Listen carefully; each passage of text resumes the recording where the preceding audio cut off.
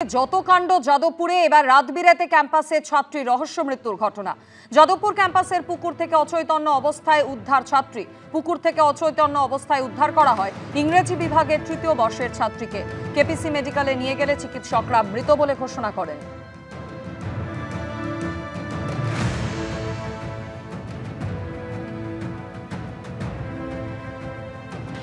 আমাদের কাছে নেই, জানছি এখনো কিছু জানতে পারিনি, জানতে পারলে জানাবো। কোনো অনুষ্ঠান চলছিল সেটাও আমি খবর নিতে হবে না। 10টার সময় রিকভারি হয়েছে, তাই জন্য কোনো কি অনুষ্ঠান চলছিল? 10টার সময় অনুষ্ঠান চলছিল।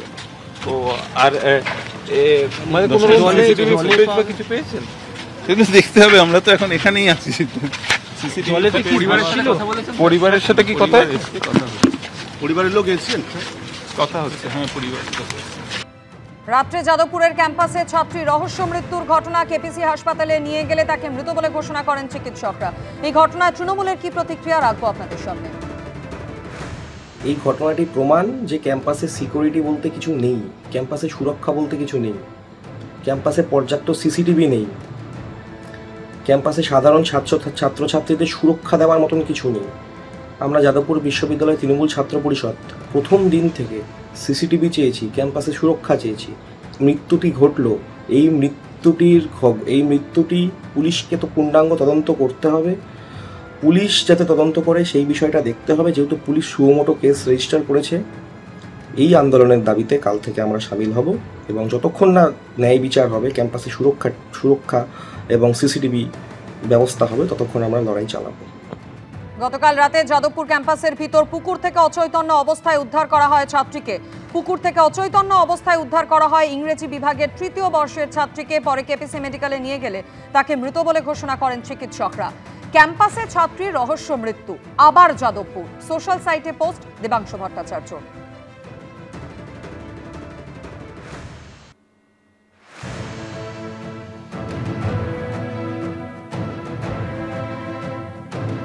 আর এবার চোখ রাখবো নেপালের পরিস্থিতির দিকে। জ্বলছে নেপাল, অশান্তির আবহে নেপালের মৃত্যু হলো প্রথম ভারতীয়র।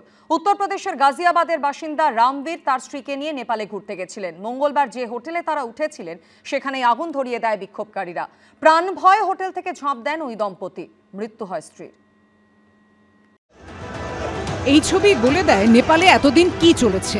আর তার জেরে রাজনীতিবিদদের ওপর যুব প্রজন্মের এত ক্ষোভ যে তাঁদের এভাবে হেলিকপ্টারে চেপে পালাতে হচ্ছে। একটু দেরি হলেই উত্তেজিত জনতা ধরে ফেলবে, তাই হেলিকপ্টার থেকে ফেলা দড়ি ধরে কোনো ক্রমে ঝুলতে ঝুলতে কাঠমান্ডু থেকে নেতাদের এভাবে পালানোর ছবি গোটা বিশ্বকে চমকে দিয়েছে।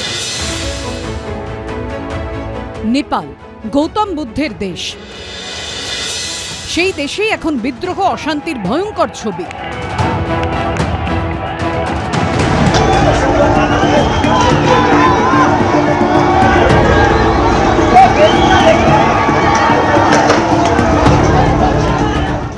আর এই অশান্তির আবহে এবার নেপালে মৃত্যু হলো প্রথম ভারতীয়র। উত্তরপ্রদেশের গাজিয়াবাদের বাসিন্দা রামবীর তাঁর স্ত্রীকে নিয়ে নেপালে ঘুরতে গিয়েছিলেন। নেপালে চলা অশান্তির বিষয়ে তাঁদের কিছুই জানা ছিল না। এই দম্পতি যে হোটেলে ছিলেন, মঙ্গলবার রাতে সেখানে আগুন ধরিয়ে দেয় বিক্ষোভকারীরা। প্রাণ ভয়ে হোটেলের 4 তলা থেকে লাফ দেন দুজনে। স্বামী স্ত্রী দুজনেই আহত হন। পরে হাসপাতালে স্ত্রীর মৃত্যু হয়। 9 तारीख की रात को 12 बजे हमें पता चला था कि होटल में आग लगा दी, जिससे पूरा होटल खाक हो गया। हाँ, बिछड़ गए थे, वो अलग अलग हो गए। अगर वो साथ होते तो मेरी माताजी इस दुनिया में रहती। নেপাল ভারতের পাশের দেশ, যে সীমান্ত আবার পুরোটাই খোলা। পাসপোর্ট ছাড়াই এপার ওপার করা যায়। পশ্চিমবঙ্গের সঙ্গেও নেপালের প্রায় 100 কিলোমিটার সীমান্ত রয়েছে। এই পরিস্থিতিতে আতঙ্ক বাড়িয়েছে নেপালের বিভিন্ন জেল ভেঙে প্রায় 15,000 কয়েদির পালানোর খবর। এরই মধ্যে গা ঢাকা দিতে নেপাল ছেড়ে ভারতে ঢোকার সময় 61 জন কয়েদিকে সীমান্তে পাকড়াও করেছে এসএসবি। জেল ভেঙে পালিয়েছিল বেশ কয়েকজন কয়েদি। তারা ভারতে ঢোকার চেষ্টা করতেই বেশ কয়েকজনকে আটক করা হয়েছে এবং তারপর থেকে নিরাপত্তা ব্যবস্থা এবং ভেতরে ঢোকার সমস্ত নিয়ম কানুন আরো বেশি কড়া করা হলো। নেপালে আমরা শুনছি কোনো আনসোশাল এলিমেন্ট এখান থেকে না ঢুকতে পারে। For that reason we have kept police का এখানে চেকিং মেকানিজম, আর কোন আনসোশাল এলিমেন্ট না আসতে পারে। That is the main motive for that. এভারেস্টের দেশ নেপালে যে দুর্নীতির এভারেস্ট তৈরি হয়েছিল তা চুরমার হয়ে গেছে গণবিদ্রোহে। দুর্নীতিতে অভিযুক্ত একাধিক মন্ত্রী থেকে মেয়রের বাড়ি এবং অফিস পুড়িয়ে ছাই করে দিয়েছে বিক্ষোভকারীরা। সেই ভয়াবহ ছবি ধরা পড়েছে এবিপি আনন্দর ক্যামেরায়। নেপালের প্রাক্তন জেনারেল অ্যাডমিনিস্ট্রেশন মন্ত্রী রাজকুমার গুপ্তার ঘর, তার বাড়িতে এইভাবেই স্থানীয় মানুষের ক্ষোভ আছড়ে পড়েছিল। আমরা দেখতে পাচ্ছি সুবিশাল অট্টালিকা, সেই সুবিশাল অট্টালিকার এটা সামনের দিকের অংশ। সামনের দিকের অংশে তার এখানে ড্রয়িং রুম ছিল এবং তার পাশেই এখানে প্রশাসনিক কাজকর্ম করার জন্য একটি ঘর ছিল। এই প্রশাসনিক কাজকর্ম যেখান থেকে হতো পরিচালিত, সেই ঘর এইভাবেই আগুন দিয়ে পুড়িয়ে দেওয়া হয়েছে। ঘরের যাবতীয় সরঞ্জাম সবটাই কিন্তু আগুনের গ্রাসে চলে গিয়েছে। বর্তমান পরিস্থিতি পর্যালোচনা করে প্রশাসনের সিদ্ধান্ত, শুক্রবার সকাল 11টা থেকে বিকেল 5টা পর্যন্ত নিষেধাজ্ঞা জারি থাকবে এবং শুক্রবার সন্ধ্যে 7টা থেকে শনিবার সকাল 6টা পর্যন্ত জারি থাকবে কারফিউ। নেপালের যুব প্রজন্ম যখন দুর্নীতির বিরুদ্ধে জোরালো বার্তা দিচ্ছে, তখন এ রাজ্যে নিয়োগ দুর্নীতির আবহে টেট প্রার্থীদের গলাতে উঠে আসছে নেপালের প্রসঙ্গ। মাননীয় মুখ্যমন্ত্রীর কাছে এটাই বলবো, নেপাল থেকে শিক্ষা নিন, 50,000 নিয়োগ দিন। এদিকে নেপালে অন্তর্বর্তী সরকারের প্রধান কে হবেন তা নিয়ে এখনো জল্পনা চলছে। কখনো নাম শোনা যাচ্ছে সুপ্রিম কোর্টের প্রাক্তন প্রধান বিচারপতি সুশীলা কার্কির, আবার কখনো নাম ভাসছে নেপালের বিদ্যুৎ বোর্ডের প্রাক্তন এমডি কুলমান ঘিসিংয়ের। নাম নিয়ে মতভেদের মধ্যেই সূত্রের খবর, অন্তর্বর্তী প্রধানমন্ত্রী বাছাই করার জন্য নেপাল সেনাবাহিনী, আন্দোলনকারী ও রাষ্ট্রপতি ভবনের মধ্যে আলোচনা চলছে। সূত্রের খবর, এক্ষেত্রে রেসে অনেকটাই এগিয়ে রয়েছেন নেপাল সুপ্রিম কোর্টের অবসরপ্রাপ্ত প্রধান বিচারপতি সুশীলা কার্কি। এরই মধ্যে অন্তর্বর্তী সরকার গঠন নিয়ে মতভেদ নেমে এসেছে রাস্তাতেও। বৃহস্পতিবার সন্ধ্যারাতে সেনাবাহিনী সদর দপ্তরের সামনে সংঘর্ষে জড়িয়ে পড়ে দুপক্ষ। কোনো কোনো মহল থেকে আবার অবিলম্বে সংসদ ভঙ্গ করে দেওয়ার দাবিও উঠতে শুরু করেছে। সন্দীপ সরকার ও উজ্জ্বল মুখোপাধ্যায়ের রিপোর্ট, এবিপি আনন্দ। নেপালে গণবিদ্রোহের আগুনে জ্বলছে একের পর এক মন্ত্রীর বাড়ি, চলেছে ভাঙচুর, হয়েছে অগ্নিসংযোগ। বীরগঞ্জে আইনমন্ত্রী অজয় চৌরাসিয়া, জলসম্পদ মন্ত্রী প্রদীপ যাদবের বাড়ি কার্যত কঙ্কালসার অবস্থায় দাঁড়িয়ে। এমনকি 1 মাস আগে পদত্যাগ করেও রক্ষা পাননি প্রশাসনিক মন্ত্রী রাজকুমার গুপ্তা। তার বাড়িতেও চলেছে অবাধে ভাঙচুর।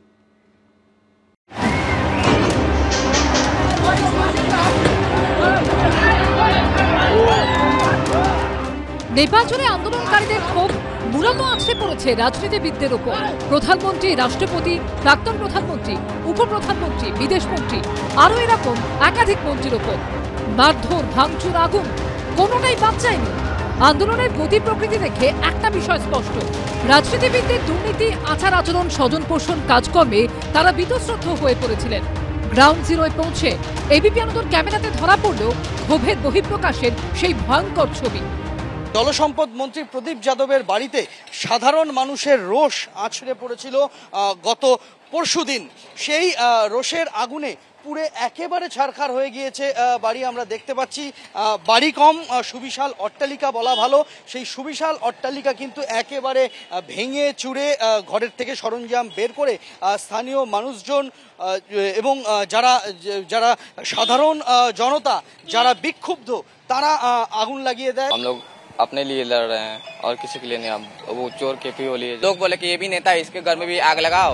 নেপালের বীরগঞ্জে জলসম্পদ মন্ত্রী প্রদীপ যাদবের বাড়ির যখন এই হাল, তখন মাসখানেক আগে ওলি মন্ত্রিসভা থেকে পদত্যাগ করেও রেহাই পাননি প্রশাসনিক মন্ত্রী রাজকুমার গুপ্তা।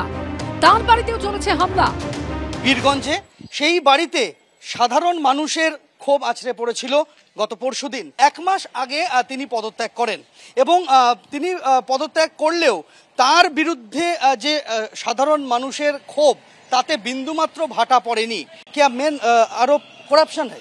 क्या है कि इस सब का मतलब कि एक नेता होने के कारण से, तो इसे मतलब कि केपी ओली का पार्टी का है, मतलब कि और मतलब कि शेर बहादुर का पार्टी का है। इसी माध्यम से मतलब जेएनजी के कारण से मतलब कि जितना नेता का घर है सबका मतलब कि ऐलान था कि मतलब कि सारा नेता के घर मतलब कि जला देने के लिए।